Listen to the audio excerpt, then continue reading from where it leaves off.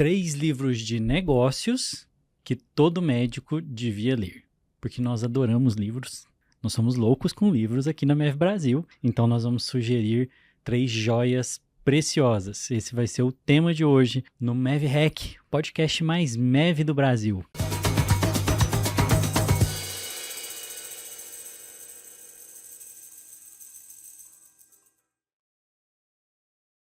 Né, Caio? Vamos lá? Assunto que a gente gosta. Eu já pedi pro editor colocar um tempo limite aqui, porque falar de livro, enfim, a gente se empolga, né? Mas eu acho que são 3 livros, inclusive, que marcaram aqui a história da MEV Brasil, de decisões que a gente tomou, né, na construção da clínica, da Rising, e que eu acho que vão ser bem úteis para você que está buscando construir o seu modelo de negócio em MEV, você que está buscando dar os primeiros passos do seu consultório. Às vezes você já tem uma clínica, já tem equipe, já está estruturado. A gente vai falar, inclusive, algumas leituras que pegam mais essa fase do negócio também. Então, acredito que vai ser útil para todo mundo. Vamos lá. E o último livro... É o mais importante. O último livro, eu diria que foi o conceito que mais impactou a gente aqui no pensamento de negócio dentro da área de saúde, né? Porque a gente tem que sempre fazer essas considerações e parte das ponderações que a gente vai fazer aqui, inclusive, se dá nesse contexto, né? De, ok, estamos olhando para livros de negócio, mas quando a gente olha para a realidade brasileira, para a realidade do médico que está empreendendo no Brasil, quais ponderações a gente deve fazer em relação às ideias trazidas aqui. Então, fica aí até o final que tenho certeza que vai valer a pena para você. Isso aí. Então vamos lá. Qual é o primeiro livro? O primeiro livro se chama Feitas para Vencer, do Jim Collins. Em inglês, Good to Great. Esse livro é, sim, sensacional. Vamos dar o resumo dele, né? Fazer Esse a é um pouquinho mais sinopse conhecido, aqui. né? Sim. É um livro mais, vamos dizer assim, mais clássico, né? Mas pelo menos para quem lê literatura de negócio, né? Acho que muitos talvez, pelo menos, já tenham ouvido falar. E o Jim Collins é super conhecido aí, quase como o papa dos negócios, né?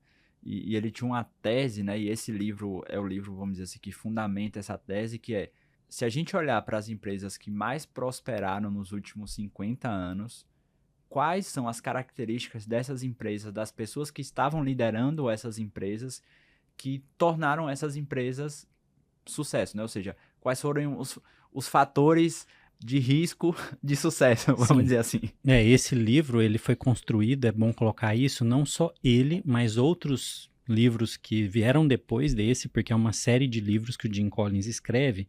Na verdade, eles foram construídos a partir de uma pesquisa que a consultoria dele fez, e eles estudaram as empresas, as maiores empresas, as que deram certo e as que não deram certo, né? E a partir desse estudo, eles encontraram esses elementos que compõem empresas de sucesso. E é isso que ele, de certa forma, destila ali dentro do livro, e por isso ele chama Feitas para Vencer, porque ele conclui que, assim, não tinha jeito, elas tinham todas as características para dar certo. Então, se a gente pegar aqui a ideia de ativos de saúde que a gente fala, né? Que são fatores positivos que a gente sabe que essa pessoa vai ter uma maior disposição para ter saúde ao longo do tempo, a ideia aqui é a mesma, só que olhando para o negócio, né? Então, seriam ativos de saúde do negócio. A gente pode dizer que ele fez a lista de critérios diagnósticos para uma empresa que vai dar certo.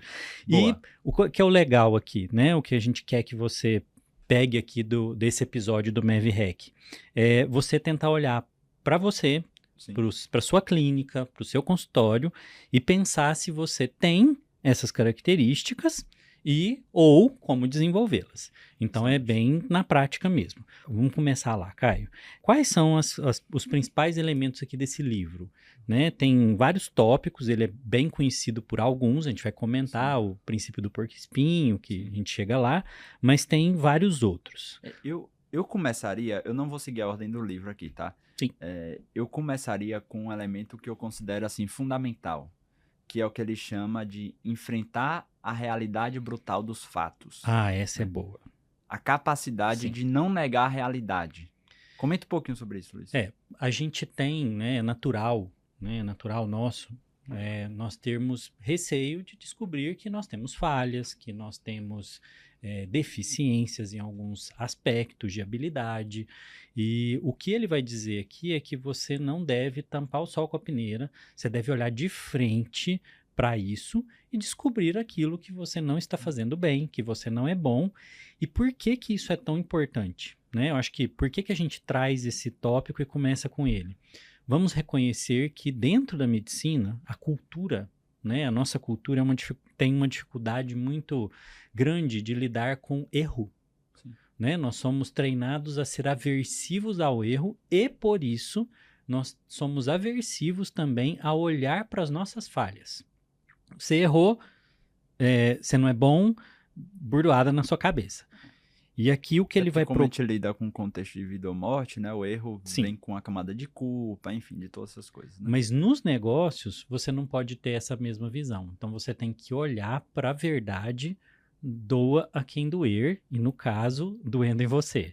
E reconhecer os processos que muitas vezes estão ruins, né? Então, às vezes, você tem uma secretária que, cara, você sabe que você já devia ter demitido ela porque ela não tem as habilidades necessárias, ou você já deu feedback, ela não reconheceu, e você fica empurrando aquilo ali com a barriga, porque você não quer tomar aquela decisão, ou você sabe que, pô, eu devia estar colocando tempo aqui suficiente para melhorar o meu processo, sei lá, de atendimento inicial, né, de conversão ali do WhatsApp, e aí você fica, mas eu preciso encontrar uma pessoa excelente, você não assume a responsabilidade que você, como dono do negócio, enfim, o nome que você quiser dar, a responsabilidade última de tudo que acontece é sua, né, isso não significa culpa, mas a responsabilidade é sua, de fazer alguma coisa em relação a isso.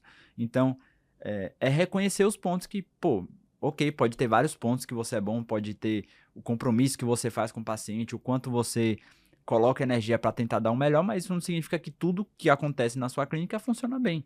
E reconhecer isso é o primeiro passo para poder criar um plano depois para melhorar esses pontos. Né? E a gente tem, né, a experiência mesmo do próprio processo lá educacional do MEV Clinic, né, que nós pesquisamos, nós avaliamos as habilidades dos nossos alunos, né, quando eles entram na formação, e a gente faz uma pergunta no comecinho da formação que é bem interessante. É como nós nos avaliamos em relação às 5 competências fundamentais do atendimento clínico e medicina do estilo de vida, do CARPA: conexão, avaliação, raciocínio clínico, prescrição e acompanhamento. E acontece algo muito interessante, né, Caio? É um fenômeno premeditado, porque ele acontece em todas as turmas, né? Isso, que é uma má percepção das próprias habilidades em alguns pontos muito específicos, como, por exemplo, conexão.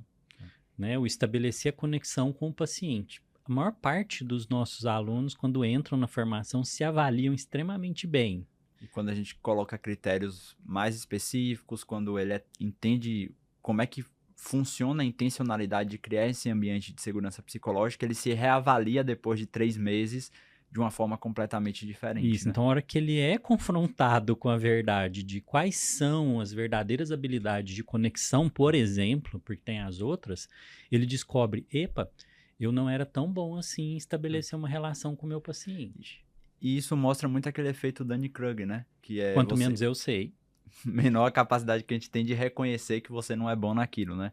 Então, quando a gente muitas vezes também não estuda negócio, não entende, né, não tem uma literacia em negócio, vamos colocar assim, a gente muitas vezes não tem a capacidade também de avaliar, né, o nosso próprio negócio. Então, por isso que se você escolheu esse caminho, né, de construir uma proposta de serviço particular, é fundamental que você tenha repertório, inclusive para você entender quais são as deficiências, porque se você não tiver a referência, você não vai saber reconhecer aquilo. Então, esse eu acho que é um dos insights mais interessantes que o livro do Jim Collins coloca, que os líderes dessas empresas, eles têm essa característica de estarem sempre colocando o dedo na ferida. Isso não tá bom, isso precisa melhorar, a gente precisa ser melhor nesse ponto. E na própria ferida. Né? Sim. Também, né? Não é de ficar apontando... Não é na equipe, eu tô falando na própria empresa. Né? Pra não ter aquele efeito até da mãe que sempre acha que o filho é perfeito, né? Isso.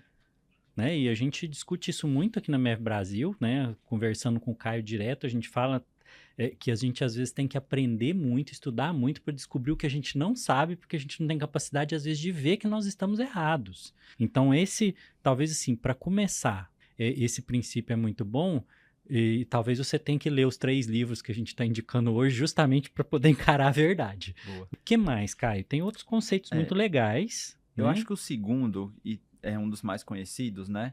E eu acho o storytelling desse conceito muito bom, que é o conceito do porco-espinho, que inclusive ele faz referência Tava buscando aqui para poder pegar o nome do filósofo, mas é de um filósofo grego, filósofo né? grego que ele traz ali uma pequena história, né? Onde ele coloca que a raposa ela tem várias estratégias para tentar atacar o A raposa é o porco-espinho. símbolo da esperteza, né? Ela é considerada nessas fábulas, na antiguidade, o símbolo da esperteza. Excelente. Isso, é uma fábula, eu estava buscando esse termo. Mas ele coloca que o porco-espinho, ele é muito ruim em muitas coisas, mas ele é bom em uma única coisa.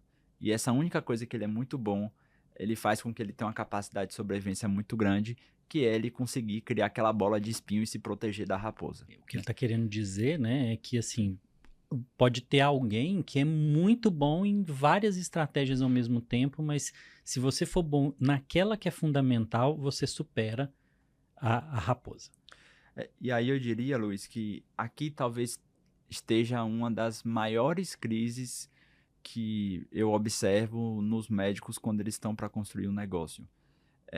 Até porque, como a gente é formado em essência dentro do sistema público de saúde, né, na residência e tudo, o sistema ele pensa com a lógica diferente, que é a lógica de eficiência do sistema. Pô, se eu tiver um médico que atenda o máximo de coisas possíveis, isso diminui custo, nananã, maravilha. Só que quando a gente está falando em criar uma linha de cuidado excelente, a gente está falando de escolher um único aspecto e ser o melhor, não o melhor no sentido da concorrência, mas criar a melhor linha de cuidado possível para entregar resultado para o paciente.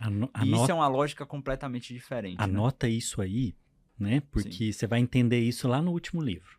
Que traz isso para a realidade da saúde, né? Que mostrou com dados isso dentro da área de saúde. Então, o ponto aqui é você se perguntar no que realmente você é bom. Ele coloca, na verdade, a interseção de 3 coisas, né?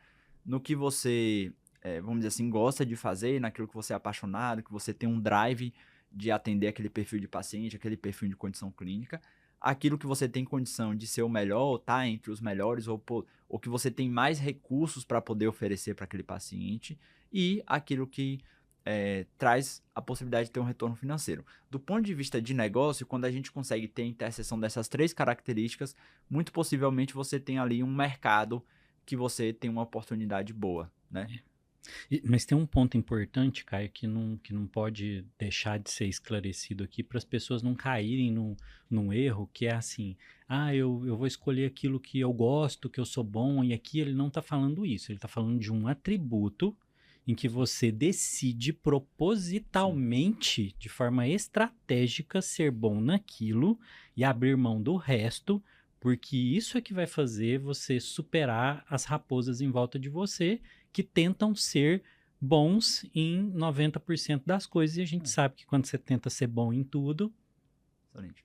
Você não é bom em nada. Até dando um exemplo aqui da MEV Brasil, né? Na MEV Brasil, a gente escolheu ser o melhor possível dentro de uma coisa: capacitar os médicos para a prática clínica de MEV. É esse o nosso escopo.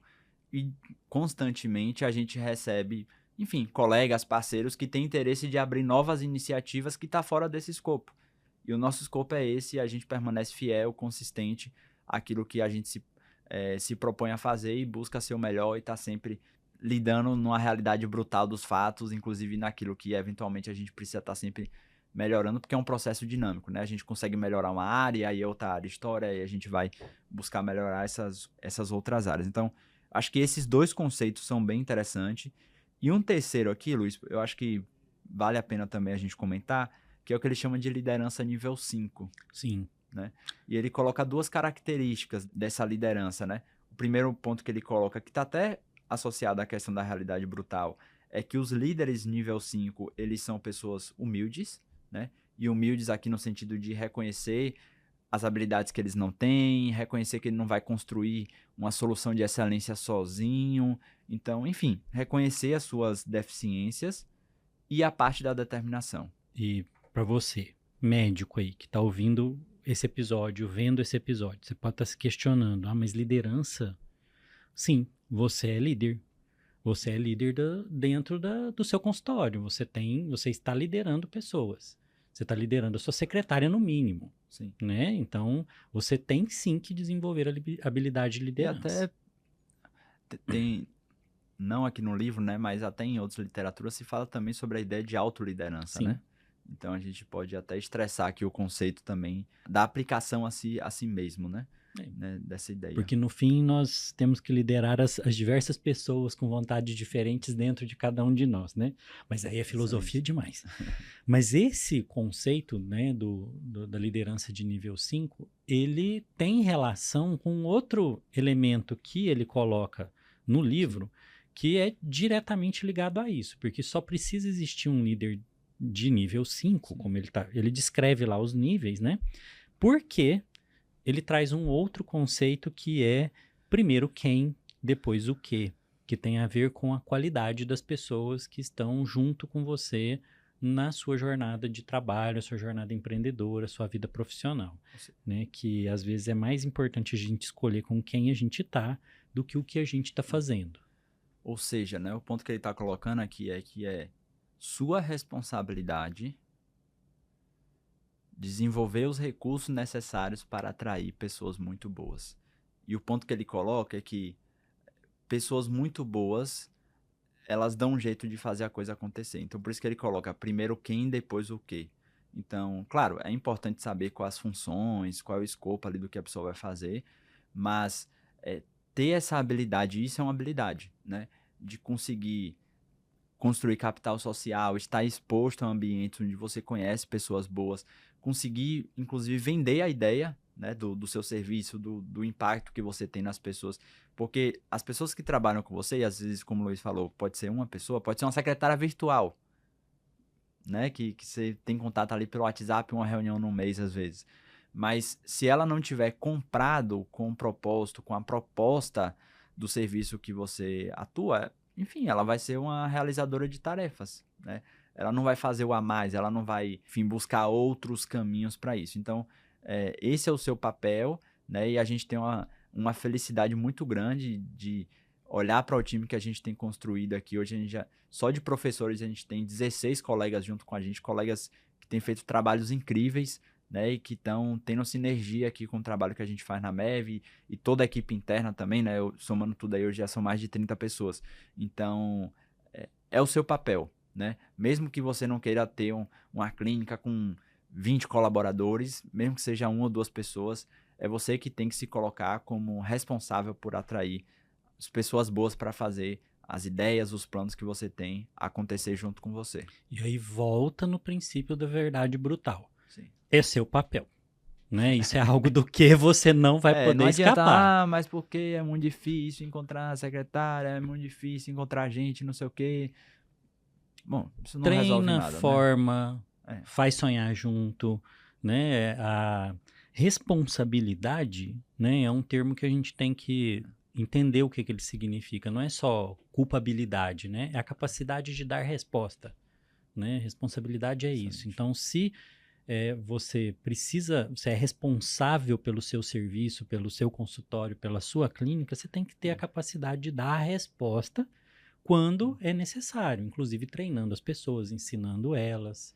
Você tem se desenvolvido e aprendido com os conteúdos aqui do podcast do MevHack? Então eu tenho uma oportunidade para você. Para ir rapidinho o que você está fazendo agora, você vai lá no perfil do MevHack e você vai ter a oportunidade de avaliar esse podcast com a quantidade de estrelinhas ali que você achar que o conteúdo daqui agrega de valor para você. Lembrando que essa é uma forma também de você demonstrar a sua gratidão e a gente vai podendo criar esse ciclo aí de perceber que a gente tem feito diferença na vida das pessoas e que você vai poder fazer a diferença também na vida dos seus pacientes. Então, convido você a avaliar o podcast, seguir também para receber todas as notificações. E aí eu queria pegar esse ponto, Luiz, não sei se você quer comentar ainda mais algum aspecto do livro do Jim Collins, mas eu acho que esse gancho aí, ele já conecta diretamente com o segundo livro. Isso, a gente pode ir para o segundo, que é o Scaling Up, né? Esse já é um livro bem menos conhecido, né? Já é um livro bem mais técnico, é um livro basicamente onde o autor ele busca construir ali, e aí, para mim, essa é uma das ideias mais interessantes do livro, as fases de um negócio de alto crescimento. Isso, é né? Quais são os momentos, né? Isso, Scaling Up, do Verne Harnish. Esse livro é muito legal. Ele é um consultor de negócio, né? Isso. Tem uma empresa de consultoria, e basicamente ele foi buscando padronizar, vamos dizer assim, as principais habilidades e características de cada fase da empresa, né? Então, a empresa ali que está iniciando, né? Você que pô, tá dando os primeiros passos do seu consultório. Existem desafios que são muito específicos dessa fase, né? Que é você construir um excelente produto, saber comunicar esse produto, saber vender esse produto, saber escolher qual é o público correto para aquela demanda que você está construindo. E à medida que isso vai acontecendo, você vai passando para outras fases que vão ter outros desafios. Só que por trás disso, e esse é o ponto que eu acho que a gente queria enfatizar aqui para a nossa discussão nesse podcast, é que cada fase vão exigir habilidades diferentes. E aí é o que eu achei de mais genial na forma como ele organizou o livro, porque quando ele organiza o livro em 4 dimensões, né, fica claro que existem 4 habilidades de negócios muito claras, né?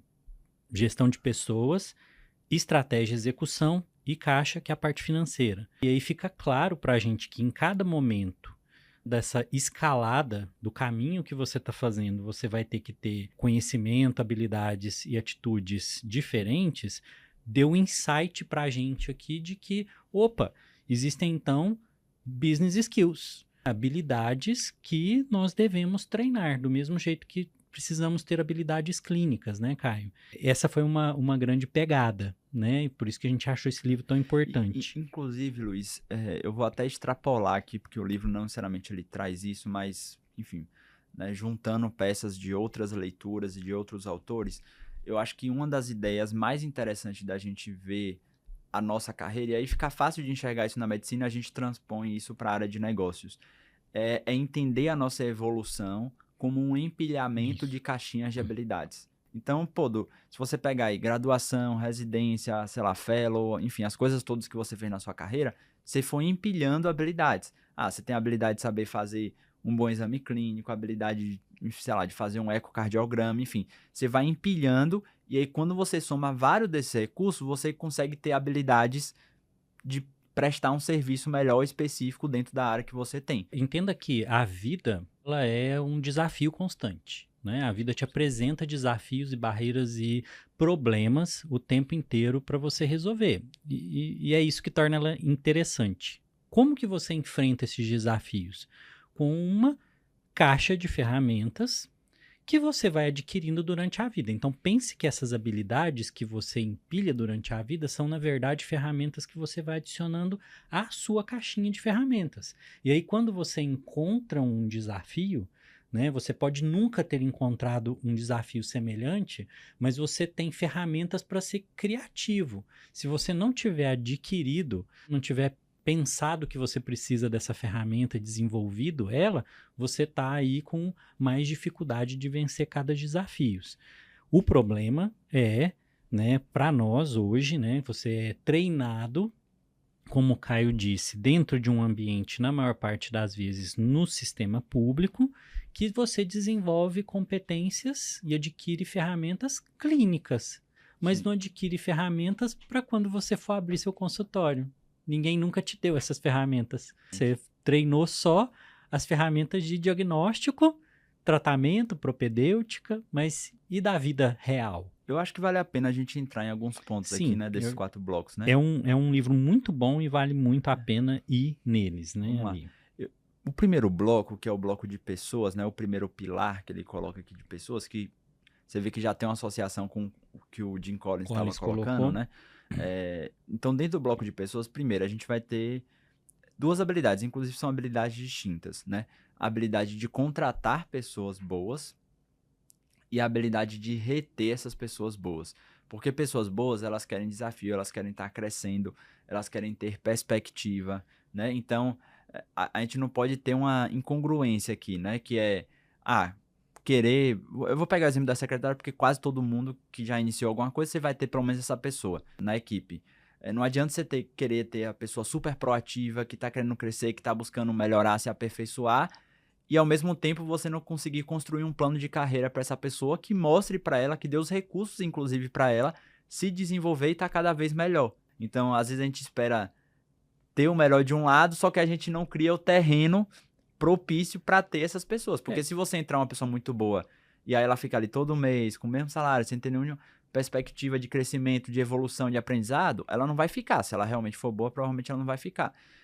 O que significa que se a gente não criar um ambiente correto, a gente não vai conseguir retê-la. E essa é uma verdade brutal, né? A verdade brutal de que você não deve achar assim, eu vou procurar uma pessoa, eu quero achar a melhor secretária e tá resolvido o seu problema. Se você não criar o ambiente correto, ela vai embora. Então, em termos práticos aqui do que a gente está falando, primeiro, contratar pessoas. Então, a gente tem que saber, primeiro, criar um bom job description, né? Qual é o escopo dessa vaga, o que é esperado dessa pessoa, quais são as funções que essa pessoa vai exercer, qual é a rotina de trabalho que ela deve ter. Quanto mais clareza você tiver disso, não só você vai conseguir contratar, quanto a pessoa vai observar. Porque às vezes, por exemplo, vou pegar o exemplo da Rise, né? A gente, né, tem uma proposta ali de saúde mental executiva, o que exige que a pessoa que trabalha no nosso front ali, né, que tem esse primeiro contato, ela precisa ter habilidades muito específicas, né? Ela precisa ter um aspecto que a própria marca da clínica coloca de privacidade, né? Ela precisa saber ter uma condução muito rápida e precisa, porque geralmente o nosso público são pessoas que têm pouco tempo, que estão correndo, então ela precisa ser muito assertiva, veloz nas respostas. Então, isso traz uma série de características, às vezes, que foi até inclusive o nosso caso de uma pessoa que não era necessariamente, vamos dizer assim, secretária médica, mas que ela foi trazida por essas habilidades e ela se deu bem naquela função. Porque o que importa é o perfil comportamental. Excelente. Né? Então você tem que aprender a identificar o perfil comportamental e primeiro, né, escolher qual o perfil de comportamento que você precisa para o contexto em que você está. Quais são os canais, né, que eu vou encontrar essa pessoa? Qual vai ser o processo seletivo que eu vou criar? Nesse processo seletivo, quais são as habilidades que eu vou avaliar? Como eu vou avaliar essas habilidades? Quais são os requisitos para eu avaliar isso de uma forma objetiva? Então, é como se fosse um processo de marketing, só que é um processo de marketing para contratar uma pessoa, né? Então, tudo isso aí é só uma habilidade, um grande bloco, né, que são várias coisas, que é contratar. Aí depois a gente vai para reter, né, que já envolvem as habilidades de, como é que eu dou perspectiva de gestão de pessoas. Gestão de pessoas, como que você vai criar um plano de carreira. Criar um caminho para essa pessoa se desenvolver. Como é que eu crio incentivos para que essa pessoa performe? Então, será que essa pessoa vai ter um variável? Ela vai ter um salário fixo, mas à medida que ela performar mais, que ela conseguir entregar mais, ela tem variáveis em que estimula ela, por exemplo, a responder mais rápido, a ser mais assertiva, a fazer follow-up com as pessoas que entraram em contato, mas ainda não fecharam a consulta. Então, tem uma série de incentivos ali que a gente pode criar que dá uma perspectiva para aquela pessoa. Às vezes até de dobrar o salário, a depender do contexto financeiro Mas é muito importante colocar uma coisa, né, Caio? Não é apenas incentivo financeiro. Sim. Né? Existe aí um salário emocional. Um salário emocional, né, que tem a ver com os próprios mecanismos de motivação interna das pessoas, porque todo mundo quer se sentir competente fazendo parte de algo importante. Então, se você não consegue criar um ambiente na sua clínica, no seu consultório, que todo mundo que está lá sente que estão fazendo diferença na vida dos pacientes e que são reconhecidos por isso, você dificilmente segura uma pessoa só pelo salário.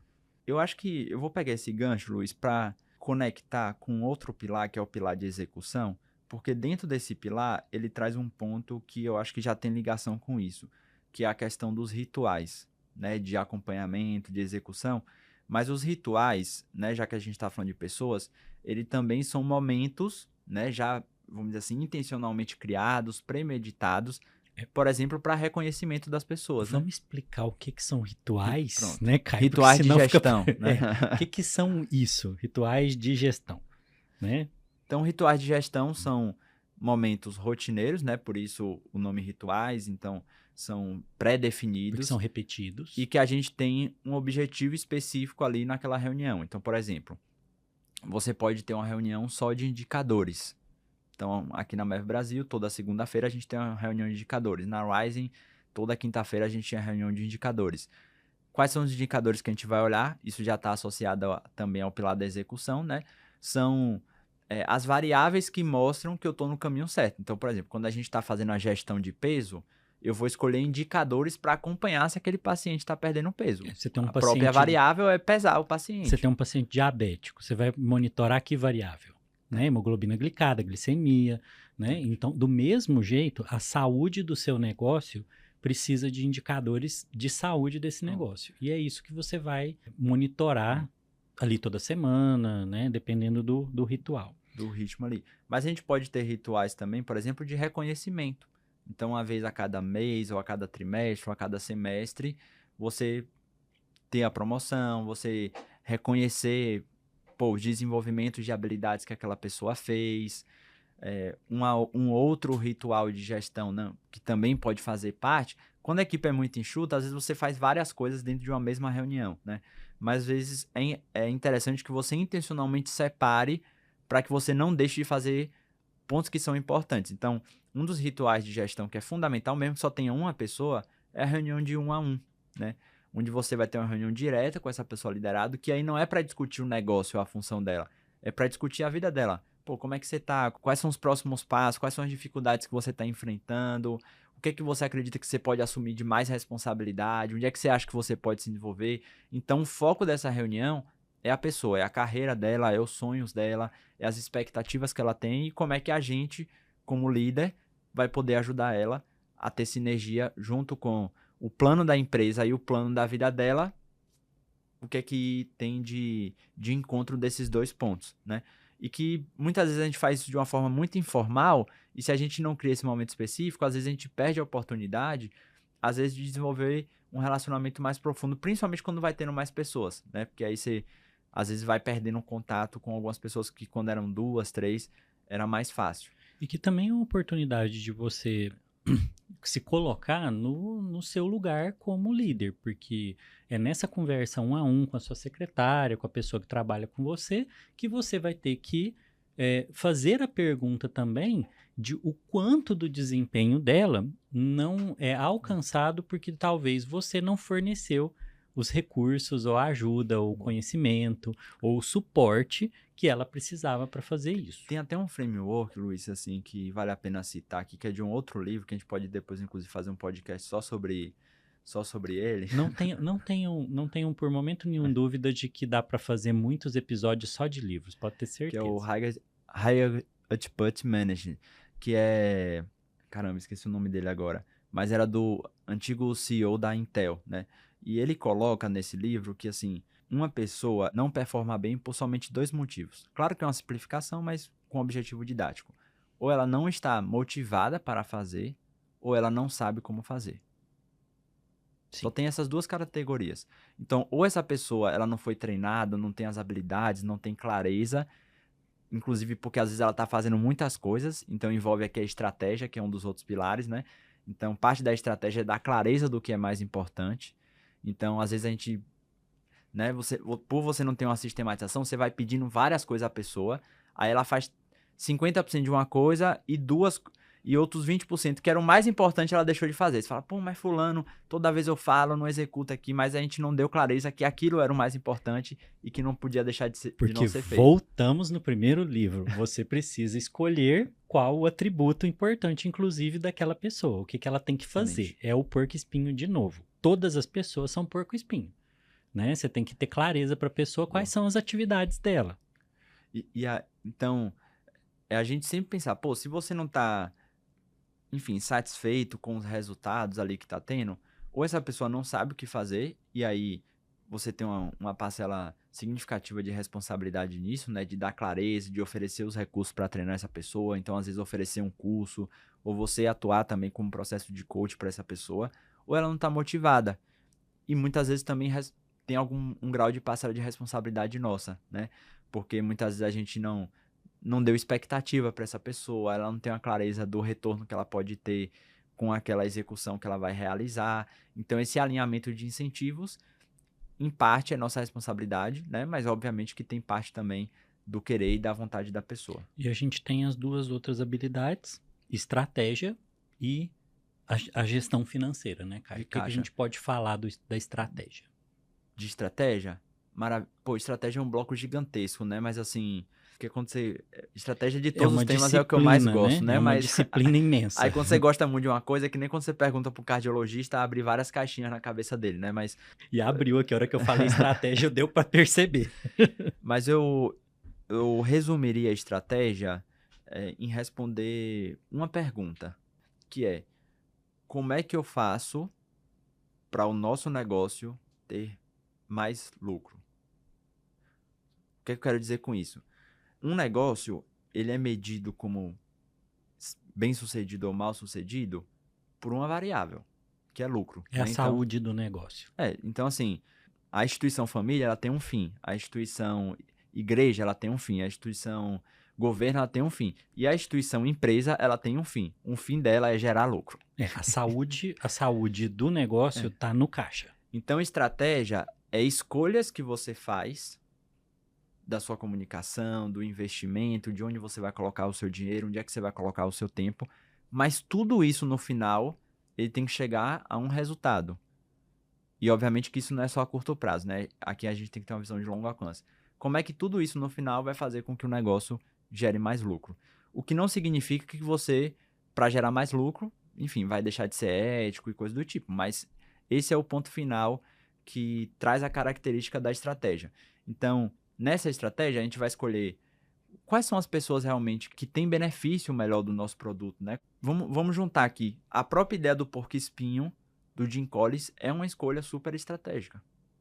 É você trazer clareza para quais são as iniciativas que você vai ter ali para que você encontre o seu spot ali onde você é melhor, né? Onde você consegue, vamos dizer assim, se proteger, usando a analogia do porco-espinho, e se defender de todo o restante. Então, obviamente que, enfim, a gente poderia entrar em vários detalhes aqui, mas fazendo a simplificação, acho que é isso. Porque, por exemplo, quando você, vamos dizer que você vai fazer um planejamento estratégico do ano de 2025, né? Como a gente vai fazer com o pessoal do Mav Business agora no final de 2024. E aí, vamos dizer que a gente tem caso lá de pessoas que estão pensando, pô, será que vale a pena eu ir para um consultório físico? Porque eu estou atendendo só por telemedicina? Ok, essa é uma escolha estratégica que você vai fazer, mas para você fazer essa escolha, você tem que tangibilizar qual é o retorno que essa escolha vai ter.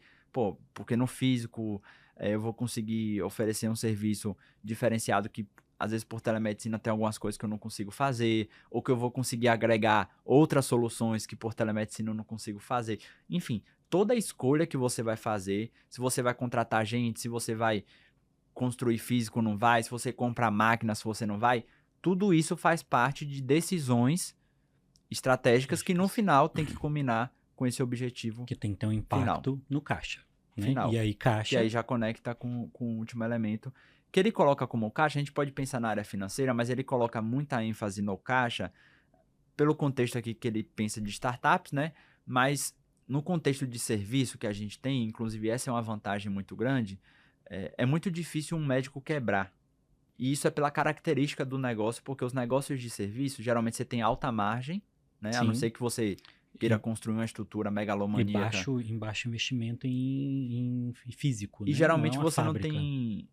É diferente, por exemplo, completamente diferente, por exemplo, de um mercadinho, que você primeiro paga o aluguel, começa com a folha de pagamento de vários funcionários, você... Estoque. Faz estoque, você não sabe nem se você vai vender. Então, eu digo que o pior contexto para o médico, isso inclusive é um dos cenários mais favoráveis que a gente tem para um médico conseguir empreender, é não aparecer paciente. Esse é o pior cenário, e você deixa de ganhar aquele dinheiro. Claro que se você assumiu obrigações de empregados, de estrutura física, obviamente que isso tem um risco, mas é um risco muito diferente, menor. muito diferente do varejo, enfim, de outros negócios em que o caixa impacta mais. Porém, a parte financeira costuma ser um pilar extremamente negligenciado, né? Outra verdade dura de encarar. A nível de eu já ter feito mentoria e perguntar para a pessoa, mas qual é a média do que você ganha? E a pessoa não me sabe responder. Tipo assim, o bruto do bruto, não é o detalhe do indicador de qual é o fluxo. Não. Cara, quanto você ganha por mês em média? A pessoa não sabia responder.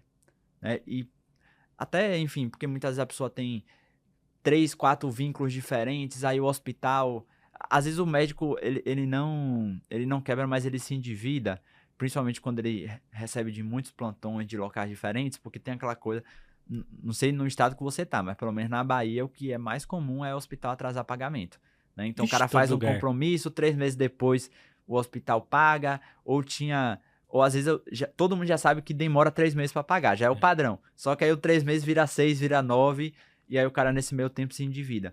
Então, ter os indicadores financeiros e aí isso envolve também a rotina, cara, no mínimo do mínimo, você tem que ter um ritual mensal de parar e colocar tudo na planilha. Tipo assim, é o feijão com arroz, pô. Se você entrou pro jogo, você É, tem que, no mínimo, colocar o pé é no encarar, gramado. é encarar a É, verdade, né? não dá pra ser menos que isso. Mesmo que não seja uma coisa ultra refinada, que você vai categorizar, mas é o feijão com arroz.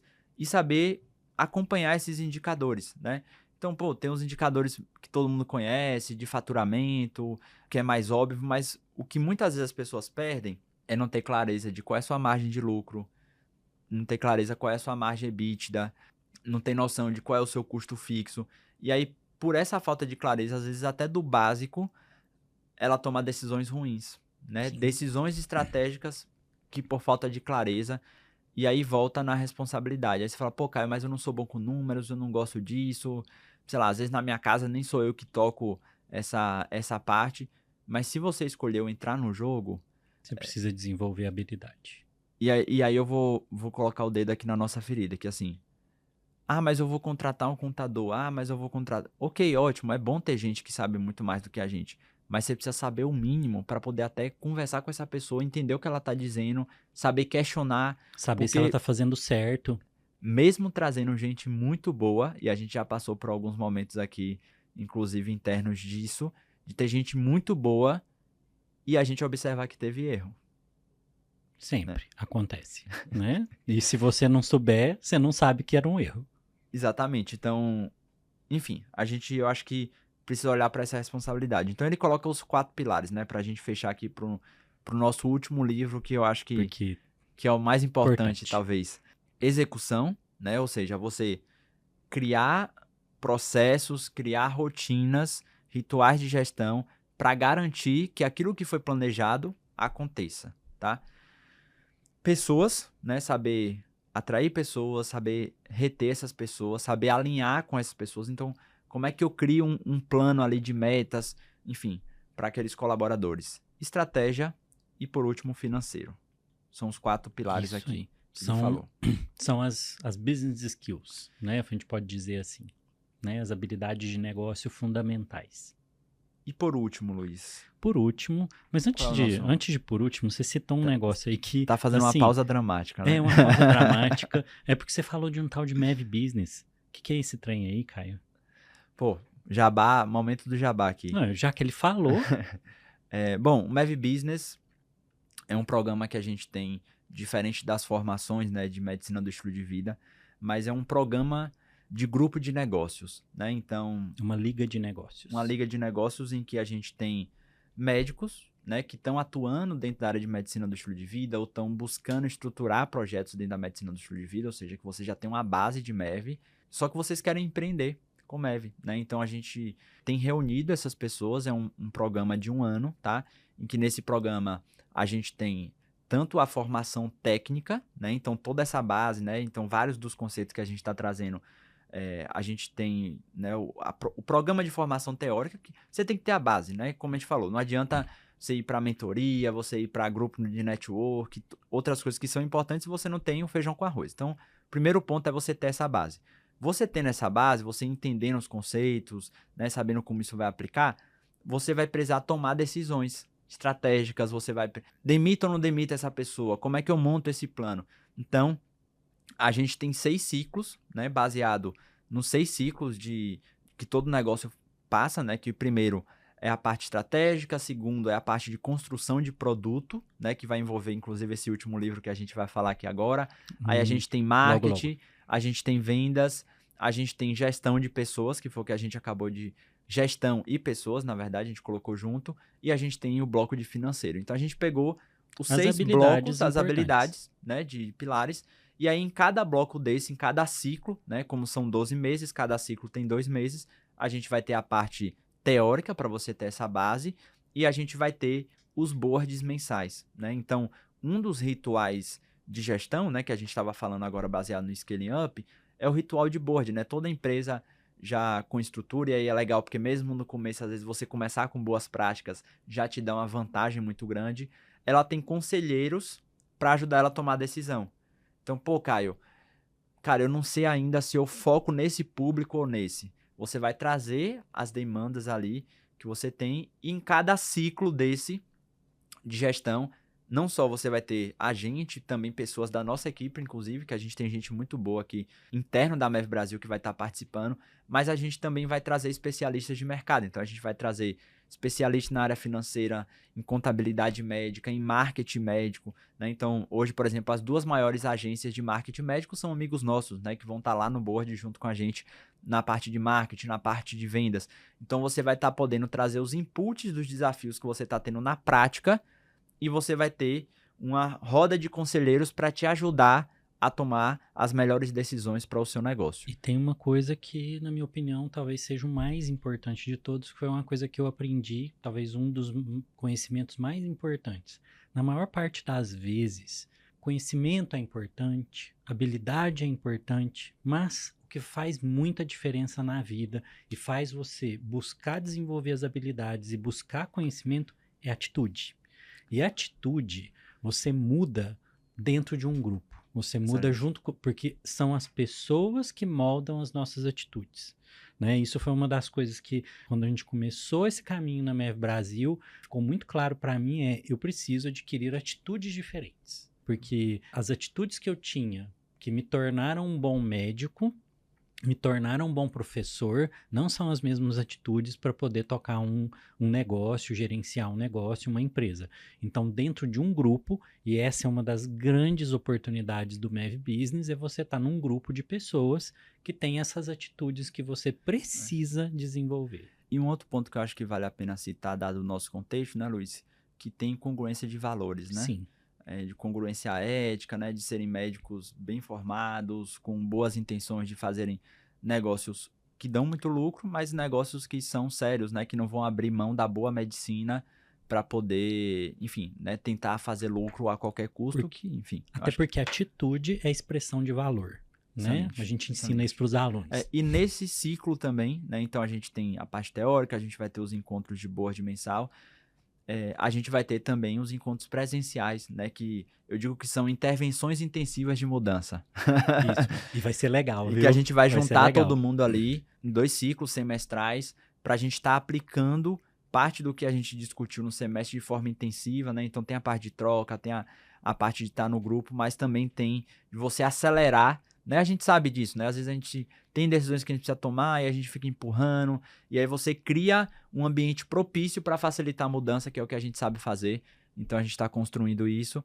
Hoje não tem site para você escrever, né? Não está aberto isso para o público, mas eu vou pedir para a equipe aqui para a gente criar um formulário.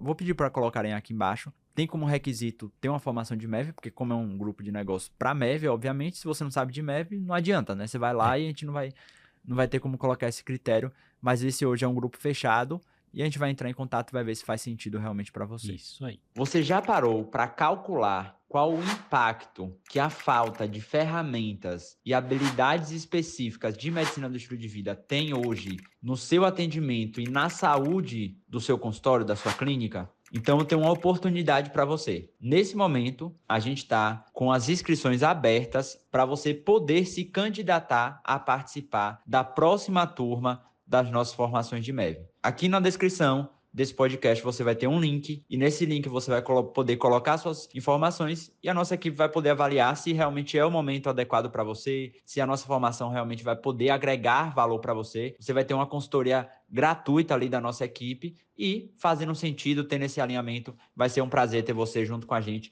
e poder ver o avanço da sua carreira de pessoas sérias, de pessoas éticas que estão comprometidas a entregar o melhor para os seus pacientes. E agora, o último livro, que na verdade eu gostaria de dizer que na verdade nem é o livro, né? Porque para mim, sim, o capítulo 4 desse livro, e eu vou dizer que você pode não ler todo o resto, só precisa ler o capítulo 4. Só ler o capítulo 4, até porque o 1, o 2 e o 3 são muito chatos, e eu explico por quê depois, mas o capítulo 4, para mim, foi uma mudança de pensamento sobre fazer saúde que eu nunca tinha imaginado. Esse livro se chama, por isso talvez seja o nome dele, Repensando a Saúde, de Michael Porter. Michael Porter é o criador da disciplina de estratégia em negócios, professor da Universidade de Harvard. Então, assim, o cara é indiscutivelmente a maior sumidade em estratégia.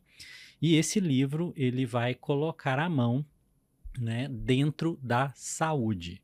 E eu posso te dizer que, apesar de ele não ser médico, ele me ensinou muito de medicina, principalmente no Talvez até capítulo por ele não 4. ser médico, né? Isso, é ótimo, Por né? não ter os vieses de quem é da área, enfim. Ele teve coragem, ele foi e pôs o dedo na ferida e trouxe informações que talvez a gente não tenha coragem de ver. Caio, o que Repensando a Saúde trouxe de conhecimento para você? Eu tenho os meus aqui, mas o que você via ali? Eu diria que, na minha visão, a ideia principal, assim, que para mim teve mais impacto foi a tese primeiro, né? Melhor não é nem a tese, né? O conceito de que você gerar valor, que era um tema que já é, vamos dizer assim, padrão dentro da área de negócio, né? Todo negócio ele busca gerar valor para os seus clientes através dos seus O serviços. Porter até tem uma fórmula, né? Que valor é aquilo que você alcança além do preço, né? Além do custo. Excelente. Então ele traz esse conceito e é o Porter que criou o conceito de cuidado baseado em valor. Excelente. Mas e que às vezes o pessoal coloca MBA e tudo mais, pensando muito mais no aspecto de gestão, mas para mim esse não é o principal ponto. Eu acho que assim, primeiro, dentro desse conceito o que é valor dentro de um serviço de saúde. E aí ele vai colocar de maneira muito clara e objetiva. Criar valor é gerar resultado. Isso. E ele diz o quê, né? O objetivo de todo serviço é criar valor para o paciente. Sim. E o valor é gerar é uma fórmula mais resultado por dólar investido. Então, o investimento que você faz financeiro, ele tem que gerar resultado. E aí a questão é o ponto do resultado. E isso é que foi mudança, assim, radical de paradigma para mim. Porque o que é resultado em saúde? É o que nós achamos que é um resultado como médicos ou o que é bom para o paciente. Você pode achar esquisito isso, mas a gente vai explicar que é diferente. Ou que ele tem de expectativa, né? Sim. E aí o Porter vai trazer o quê? Que muitas vezes nós investimos muito dinheiro para alcançar resultados ou desfechos de saúde que só interessam a nós. Nós não olhamos se isso é o melhor na perspectiva do paciente. E aí ele vai dizer que nós precisamos ver quais são as expectativas e aquilo que vai ser chamado de PROMs e PRAMs, que são o quê? Os resultados esperados pelo paciente e as experiências esperadas pelo paciente. E aí ele vai trazer para dentro da saúde o conceito de cadeia de valor.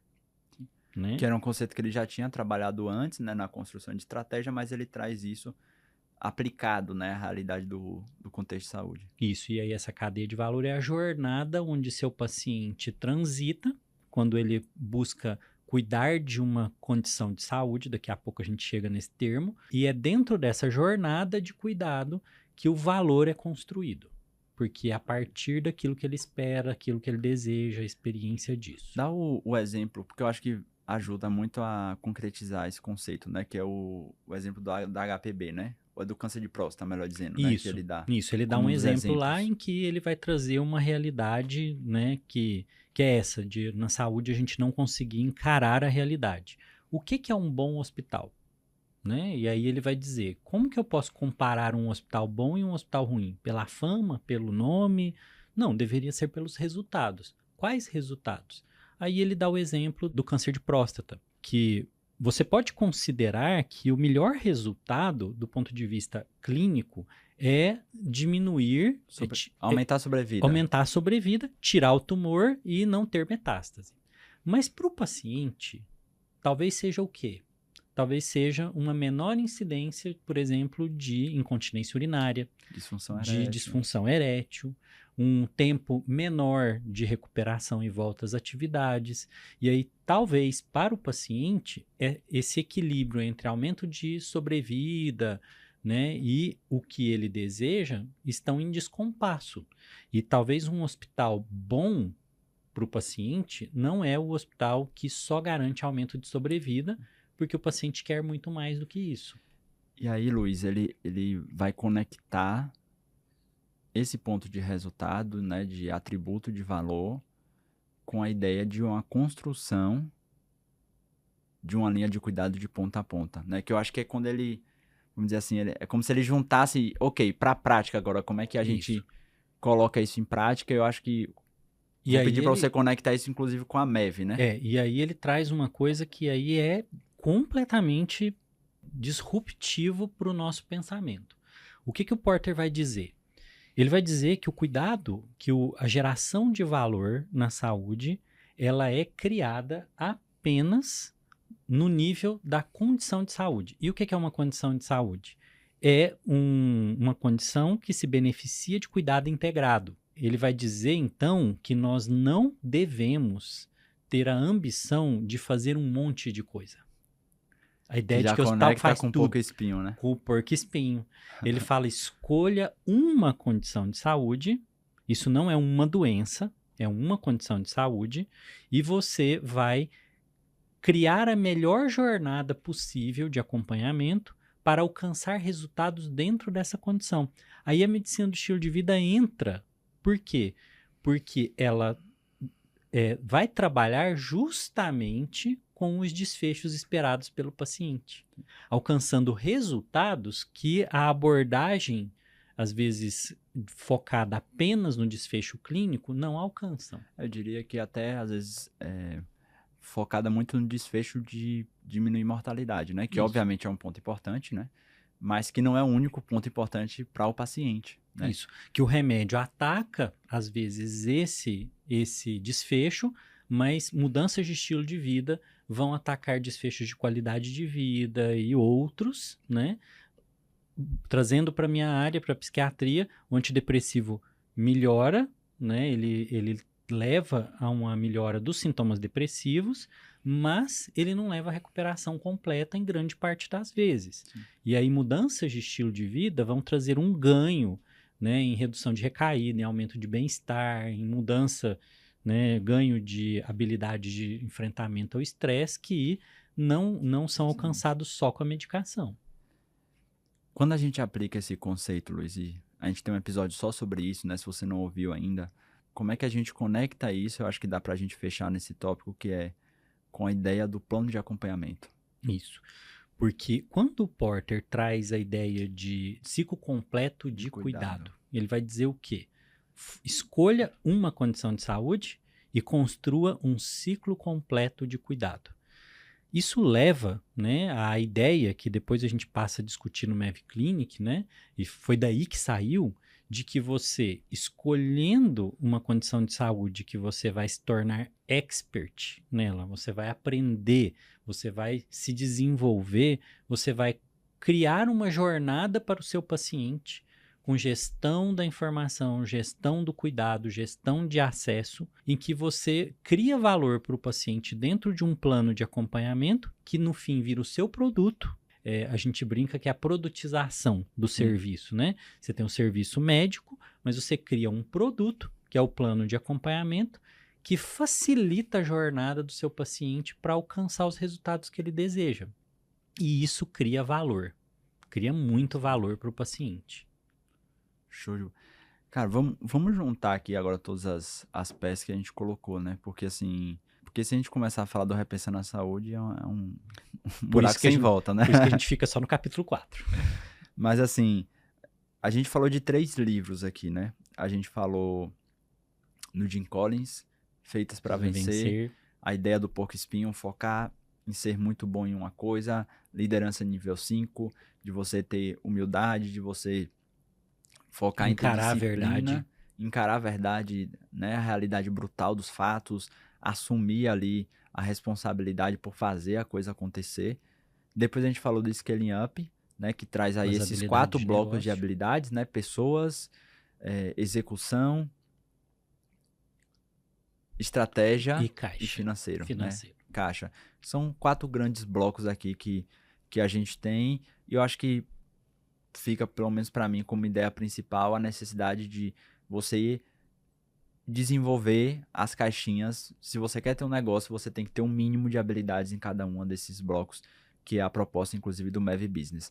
E por último, o Repensando a Saúde, que eu acho que traz muito dessa base para o contexto mesmo médico, né? No nosso contexto que a gente está no dia a dia. De, cara, se você quer gerar um negócio que realmente vai gerar valor para as pessoas, você tem que criar estruturas que gerem resultados a partir da perspectiva do paciente. Ou seja, quais são os atributos de valor dele, né? O que realmente é importante para essa pessoa. Você tem que ouvir o seu paciente, você tem que observar a jornada dele e é atendendo a necessidades dentro dessa jornada que você cria um grande negócio.